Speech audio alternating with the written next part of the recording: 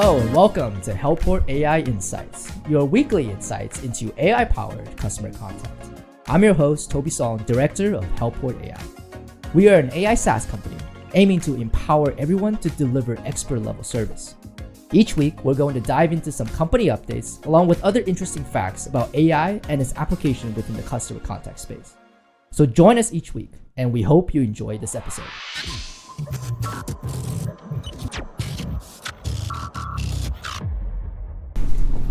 Hello, welcome to another episode of Helport AI Insights. This week, we have Alyssa Gale joining us today, and Alyssa is actually one of the newest team member of Helport AI, and we're gonna go into the story of how we met and how we lured you into working with joining the Helport family. And today we're gonna welcome Alyssa on the show, and Alyssa is actually going to be a co-host for our show for weeks that, every week we're going to try to bring in special guests from different industries to talk about the applications of AI within, we call enterprise communications within different industries. And for weeks that we don't have a special guest on, Alyssa is going to be our co-host, and we're going to talk about all things related within our company and projects that we're working on and things we're excited about, and just dive deeper into AI in this space. So welcome, Alyssa, on the show. Thank you for having me. I'm very much looking forward to what's to come and where we're at now and discussing it with everybody so that and you're just going to see it grow rampantly. And so I'm very grateful to be here for the beginning of this journey, especially with where Helport AI is now, recently listed on NASDAQ, which was a huge thing that I was we'll get into that. So, but yeah, I'm grateful to be here. Thank you. Yeah, amazing. And Alyssa, maybe we'll have you introduce yourself a little bit and just briefly touch on maybe the background, because I know that you've had, I think, to people's surprise, you've had a very impressive background in sales, in all aspects of sales. And I know the first time we met, and you mentioned that you've had about 6 years of experience in door-to-door sales, which Yes. is not something that we see anymore, really, within especially young folks that are coming out of college or joining the workforce. To really go into door-to-door sales, it's a very, very difficult challenge. Yes, there's a lot of us out there actually, but it's definitely a honed skill. It's something that if you haven't done it, it's hard to understand it. But that experience taught me everything that I needed to know about communication, business, and just how to talk to people. So yeah, thank you for talking about that. That was probably the beginning, or what set my career off in sales. Yeah. So where were you when you did were you here in San Diego? No, I got to San Diego many years later, but I was in Utah, and I randomly, because I had just come back from living abroad, and I had talked to a friend who was getting recruited by this company, and Vivint, a very big giant in that security sales space and smart home. And so I heard about it, and I just thought, wow, that's a job that I can go in and learn a ton, but also make a certain amount of money within 4 months out of the year. Summer sales, it was definitely, it was something that just drew me in. And then as soon as I started with that career, I developed sales skills very, very quickly. And I then started recruiting and got into management within the second year. And so then the last 5 years of that career was really just building teams, managing, and continuing to knock and sell door to door. So it was pretty amazing. But that's really what grew my career to sales management.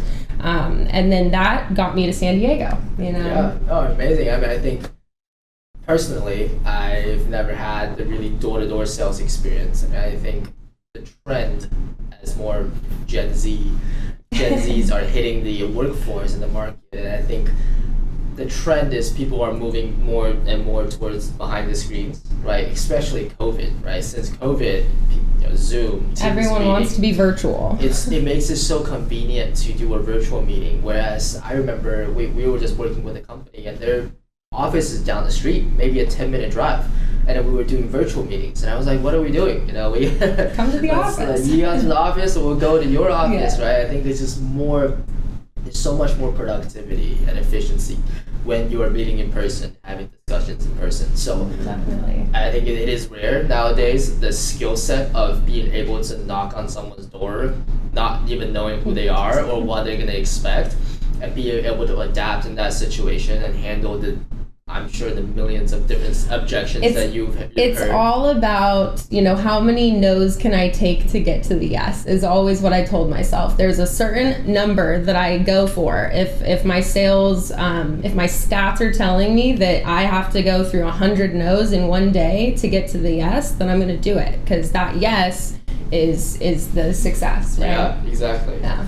That's always fascinating me, and I think that what a valuable experience for you, since I've been through that, and you did that at a young age too, right? Yeah. How old were you when you went into door-to-door sales? I did that. I think I was 19, Wow. or maybe right when I turned 20. I jumped into that, and again, it was I took it and ran with it. Wow. Is really what I did. And so it also allowed me to travel. I worked all up and down the East Coast, all around the United States really, but majority in the South, in Louisiana, in Tennessee, Georgia, all over. And so honestly, another insight for me is customers. Ever since that experience, I've been able to resonate and understand different markets a lot easier and apply it to business practices. Yeah, I think that's crucial as well. With AI, there's such a wide variety of applications that is able to be applied to. Like I said, we're focused on, as we're going to talk a lot about in this podcast, about financial industry, like banks, insurance companies, mortgage companies, wealth management, real estate, but we're not really limited to any industry. Exactly. As long as there is a customer communication, with pretty much every industry is going to have, especially in retail, right? In telco, think about the telecom companies. Yeah. These companies have massive amounts of communication with their clients. I think it's anyone with a hungry sales team, anyone that has that sales formula or that team within their company. If they're outsourcing it, if they're hiring it within, I think those, like in any industry, it's going to be very valuable for them, especially with what Helport AI is doing. Sure, yeah. And we're going to have a lot of opportunities on this podcast, me and you, to dive into the details of the company. And we're very happy to have you join the team. And I think you've learned quickly, get up to speed on what the software is capable of, what the purpose of it, why we're doing this. And today we wanted to kind of let everybody know who you are and really welcome you on the podcast. And I think it's an interesting story of how we met. Yes, it was. We were at a conference actually in Las Vegas in June, and it was for like first week of June. Crazy how that's been 3 months. I know. We were just talking about that. It's crazy how that's 3 months ago, and we had a booth there, and you were working at a company at the time that had the booth right next to us. Yep, I was working with an outsourcing company based in the Philippines. Yeah, BPO company, which is a great company, by the way. We're continuing to work with them and partnering with them to bring more business together. They're doing it right, just because of the global reach and with so many different delivery centers that they're customizing their clients' experience with, hey, what are you needing? Are you need a reduction in cost, or are you needing a more high level experience at the same time? And so I just really appreciate that the East Vantage, because the extent of their BPO is covering a lot of the major needs for outsourcing. Yeah, and I love the team that they got there too. I got to meet pretty much all the C-class people and the CEO of the company, and they have a great team. And our team in the Philippines actually were able to meet them in person as well. Yes. And to have that, so a lot of more opportunities to work together with them to come. Definitely. But we did get their best asset out of that week, and we were glad to have met you there. I remember, we had sent one of our team members to build the booth, and she's a young girl as well. Yep, Sherry and I were building the booth alone together, next to each other. And the two of them were building booth together, and then immediately we're like, I think she's got it. And then I remember we saw you when we arrived. We saw you kind of prepping for meetings, right? You were going over the notes. You were prepping for what to say, and practicing And then we got to talking with you and heard about your background, your sales experience, and you were also right off the bat very interested with AI and what AI could do. Yeah. And you've been on the other side of the equation, so now you're very interested on our side of the equation, see what it's like. So we got to get to know you a little bit, invited you out to dinner to join us in our team. It was the best. Very like-minded. I've never met a company that has similar beliefs that I do in terms of when when you meet the right. I guess when you meet the right people or meet the right environment or you both have the same goal, right away I instantly knew that I was in the right place. Yeah, and I think everybody on the team, the first time we all met, really enjoyed having you around, and we got to talking more about what you wanted to accomplish in your sales goals. And I think the main thing that I believe you can touch on this a little bit more that really attracted you to join our team is the fact that, one, we have a whole team being supportive behind our sales team. Exactly. Right? We want to provide everything possible for our salesperson and our sales team to succeed without a ceiling. That's the main thing, right? Definitely. I think for your previous jobs, you've always felt like you had a ceiling, you had a cap, right? You can see, okay, even if I do my best this year, this is what I could achieve. Whereas I think with our team, there is really no ceiling. Yeah. You can do as if you make $1 million in your year one here, then I'm happier than you. Right? Yeah. And it's also because it that point exactly. But the biggest thing that really blew my mind open, because I have a real estate license in Nevada. That was one thing that we really connected on too, because you guys have a lot of investment projects out there. And the real thing that got me is in all of the sales, it's or majority of my careers in sales have been uncapped. Sure. However, my production is even though I'm a high producing salesperson, I always felt I was capped, and so my efficiency, my productivity, and just being able to see how AI can really push my productivity and double down on it, Grant Cardone 10x my production, and it really is fascinating, and I just want to help roll that out to anyone and everyone. Yeah, I think I think your career so far has been a great story and really inspiration to really young people, especially young girls that are entering the sales role, entering in the industry, and we're very excited to see. I think this is just the beginning. Yes, it is. It's just the beginning, and then we're very excited to see what you can achieve here, and the whole team's behind you to support. And I think that with all the projects that we have in the pipeline already, I think it's we're very excited to see where all that leads to. Yeah, me too. Very much. So you, I would say, actually very lucky to have joined our company at really the best time. The best time. So, after we met in June at the conference, you were still working with that company at the time. I think we kept in touch and talking about it. And then, you did leave your company, and then you went on a really fun. I went on a Europe trip. Yeah, that looked like a great time. You have to take those opportunities when they come. Sure. And I get that out of your system, so you're ready to work when you come back. Planning those vacations in between transitions, it really is ideal for the career world and everybody that's very motivated. Exactly. So after you got back from your trip, we got in touch talking, and then presented you with the opportunity here, and we both felt like it was a great fit for you to join us, and so we're very happy to have you join us. And the very first week after you got back from Europe and you flew out to San Diego, we prepped you for 2 or 3 days that you were here? 2 or 3 days of just me sitting in on meetings, just hearing demos for the new clients that we have coming on, and just being able to just see how the build out works for the software. But 3 days. Yeah, and then immediately we all hopped on a plane to New York. And then they flew me out to New York. We all went out to New York, and we had an entire week in New York for our NASDAQ listing. And that was, I'll have you kind of, from your perspective, right? Because I think it was being in a new company with a new team, with a new environment, learning about a new product is already quite intimidating. Yeah. up front and then being thrown into that environment right off the bat, because I think people don't realize how much work goes into prepping for everything that happened that week. Yeah. Right? I think it's a once in a lifetime opportunity for anybody. I was gonna say it was a milestone for me. It was a milestone that I had previously, just because I'm very ambitious and I've always wanted to grow in business, but I never really thought it was obtainable at this point in my career.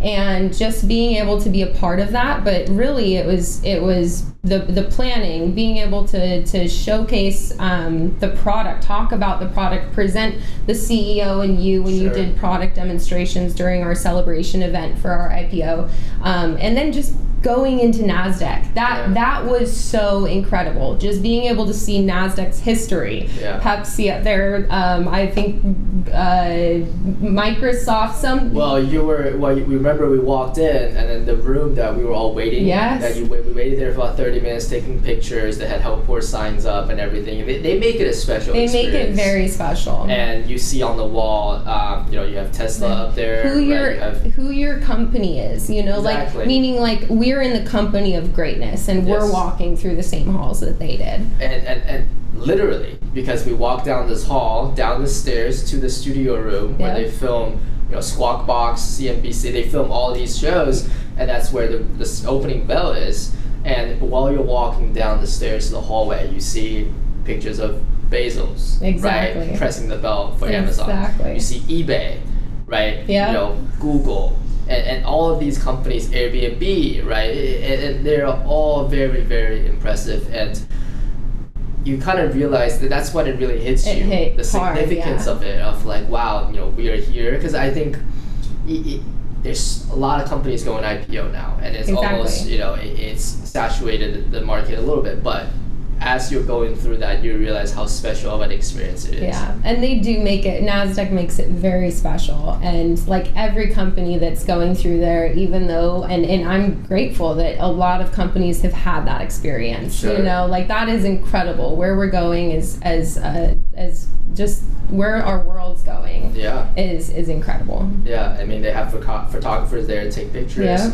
Yeah. We walk into the opening bell room. We see our face on Times Square. They take all the pictures they take in there. Yeah. And immediately right afterwards, I mean, the bell ring itself. The bell ring was incredible, and that the really, energy we had in that room was also amazing. Guang Hai made some incredible points for just our overall company goals and different things that we're doing, and then just the celebration. Everyone that came to celebrate and support was so. We felt that it really felt like a whole community is out there supporting us. We had investors just that were curious, saw our financials, and they were like, I want to come see what this is all about. Came to our event prior, and then also just having that kind of support and talking about like your company, if it, where you guys can do it, you guys can get level up and have your stock take off. So. Yeah, and just being on Wall Street, being in that environment, right? We met with, I met with a bunch of private equity firms, investment firms, investment banks there, and just talking to these people and talking to these firms, for me, that's a lot of learning as well, because capital 100%. Markets, I always say, I was just in a meeting today and I was explaining to them that, hey, now that we're publicly listed, we're playing two different ball games now, exactly. Right? We got to sell our product and we got to sell our stock. So it's very exciting. It's very exciting to be part of. It's very exciting to learn about. I think that's something that people don't really get exposure to if you're not working for a publicly traded company. And if you are, it's very difficult to right off the bat be at a level to be actually engaged and to be part of that process with the right companies, the right people. So that's why it's really a unique opportunity. Yeah, I agree. You get to work directly with the C-suite, right, with the CEOs, with the founders, and to learn about really all aspects about running a company, running a public company. Exactly. Now that we are public, we do have to watch what we say as well. We're going through the training. What can we say? What can we not say? What we can't disclose things that are upcoming. So it is a lot more than before. Yeah, that we have to a do. lot more biting your tongue when you're not, like, I get very excited about new products. Of course. So I just want to talk about it all day long. And I'm in sales, so if I know the benefits, I want to talk about it. And so yes, that is something that I also am learning is it rolls out at the right time, but it's on, there's a reason to it, right? And it's because if the diligence on making a company grow right and scale quickly but efficiently and effectively is why those things are put in place. Yeah, 100%. And really, the partnerships that we're going to generate, I think it's true in really any company, any industry. It's all about the people that you're working with. And if you look at the big companies where they got to where they are today, every single one of those companies has a unique journey. But one of the common denominators that they'll have is that they've all made great partnerships. They've made great acquisitions, right? Yeah. They've teamed up with the right people in order to get to where they are today. Yeah. So that's always something that we're looking to do, and we're talking to great partners so far. I gotta tell you, that's another thing that really sparked my interest is the way that you guys collaborate with not just partners, with clients that are just, the companies that are already in awe about what the product is capable of helping them with. But you guys take that as a partnership approach. You guys collaborate on every single level, and then of course there's just so many different areas that we can partner, and you guys really sit down with each person and dig into the right way of moving forward together and how we can collaborate. So it really, that part is you guys are doing very much we are doing very much the right thing in terms of how we're approaching partnerships. Yeah, 100%. And talk about collaboration, and this is, we do collaborate a lot of companies and globally. Yeah. So a lot of companies are in potentially Asia or Europe, Southeast Asia, and one of the challenges is that to fit the different time zones, we have meetings sometimes early morning. We'll be at the office at 9 p.m. Yes, so I think that's another thing that you can reflect a little bit from your side. I know that the hours that I work and we're kind of used to working in that realm, but I know somebody new joining the team, it's very different than your traditional 9 to 5 clock in clock out kind of role. So I think it really takes. I think it's a great opportunity, but also at the same time, it really takes a special type of person to fit into that role. I don't think it's for everybody, to be honest with you, right? So I think that's why we're always excited to find that right person, because it's not easy to find. I've spoken to a lot of people that are very interested in joining us, but then a lot of times they will join us and maybe they didn't expect maybe the workload or sometimes the meetings that we have are off hours. Exactly. And when you are a global company, inevitably, they're not going to make everybody to work on your time. Exactly. So sometimes early meetings or late night meetings with Asia is really unavoidable. Yeah, and for me, I have, since I worked in outsourcing, and my whole team was based in the Philippines, in Morocco, in India, and I was very much acclimated to that global team. And honestly, I think the future is global. I think that every company is going to be working with global team members. And so being able to adapt to that and work with you guys on that scale, or really just take ownership in projects. And when I go to sleep, I think about, what am I going to do tomorrow? How am I going to prep? Or, what project am I going to push forward? But I do think that I am lucky to get on a global collaboration so early on in my career, because I do think the rest of the companies in the U.S. are going to be following suit, and having that change in schedule, or 24/7 to fill in the need. Your U.S. clients during the normal hours, have a team that's working globally for you to work with all the rest of your global clients. Yeah, or have some sort of AI assistant for the off hours.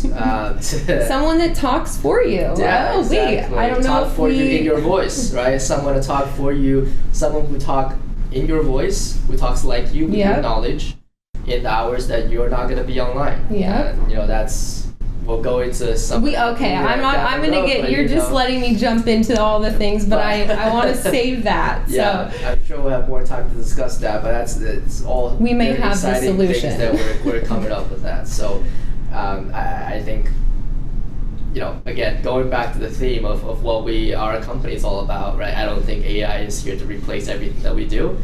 I think the fear that people have about AI replacing or taking over the world, I think I'm not going to say completely irrational, but I am always less concerned about AI being a bad actor, more so humans, right?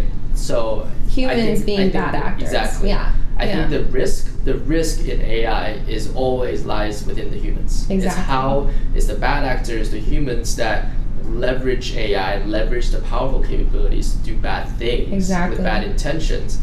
Because AI is not going to intentionally harm you, right? So, but at the end of the day, it's about who's controlling the AI. Yeah, and with the approach that we're taking at Helport, it's really to empower everyone to be that expert. And so, like I said at the beginning, if I can double or 10x my productivity, and then imagine where my results, I can imagine where my results will be. And being able to do that with a software that can be tailored to any specific niche industry company topic, like that's really huge.